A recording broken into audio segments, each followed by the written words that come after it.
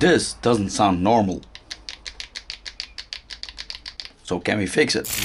Yes, we can. So this is a Traxxas 2200 kV motor, and it does like this. So that's a busted bearing or bearings. There are two in there, one over here, one over there. Traxxas now makes these revision kits. Here is the number.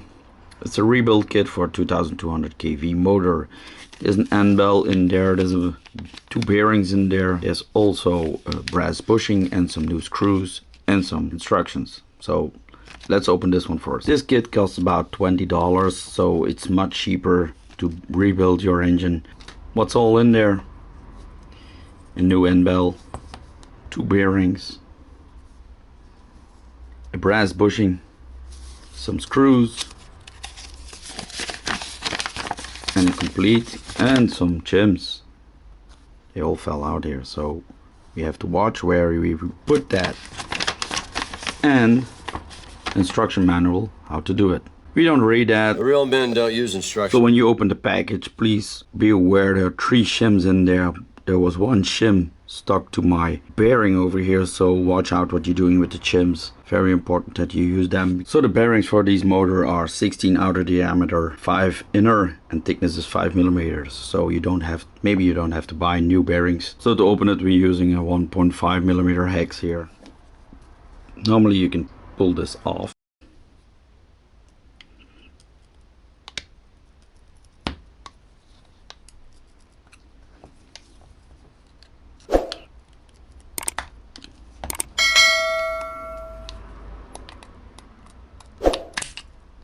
Like that. Look what sand is in there. That's not good. I have put a sticker on there to get the sand out of there, but see how much sand is in there. So we have to investigate where the sand is coming from, but because that's not good. This is how it looks inside. This is the rotor, so we're going to pull that one out. Before we put the rotor out, you can see here is the brass bushing, and here's a shim, a white shim. Now we're going to pull this one out. Here it is. It looks pretty good. We're going to clean this out, and we have to get that bearing out of there. What is the easiest way to do that? You can turn it around. You use these little tiny things. Small one on there. And then you hit it. There it is. But what did I notice? In the instructions, they say there are 3 bushings on the front. But I didn't find any bushings. The only bushing I found was that one, and that was setting on the rear. So this motor wasn't manufactured right, because now they're saying it different. First, get this one out. You can do this with a screwdriver. So putting it in is fairly easy. You put it in like this, and you push on it. We have to put a bearing in there too. This one. You throw it in there, and you use this to put it in there. See? Then you push this in there. You stab it with a hammer. So it sits like this. Cool. Now we're going to put the bushings on there that weren't there in the first place. Take the good side, then the white one, and then transparent one again.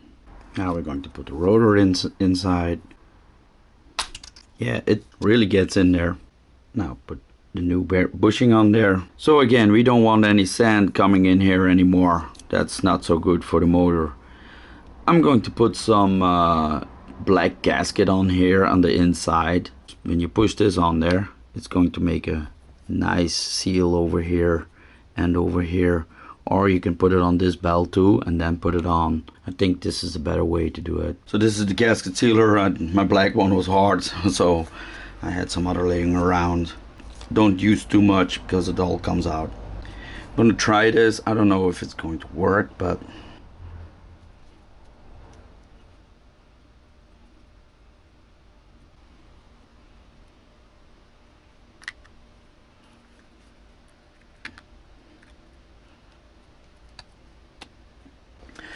so now we're going to close it up again. I'm going to use the old screws because they are good enough. No more wiggling. No more wiggling like this. A little bit. There's a little play on there, but it has to have a little play like this. A little, not much. and no more play on like this. So this one's ready to roll again. Gonna put a sticker on there, so this one's ready. So if you like this content, please like and subscribe, and see you in the next one. Bye.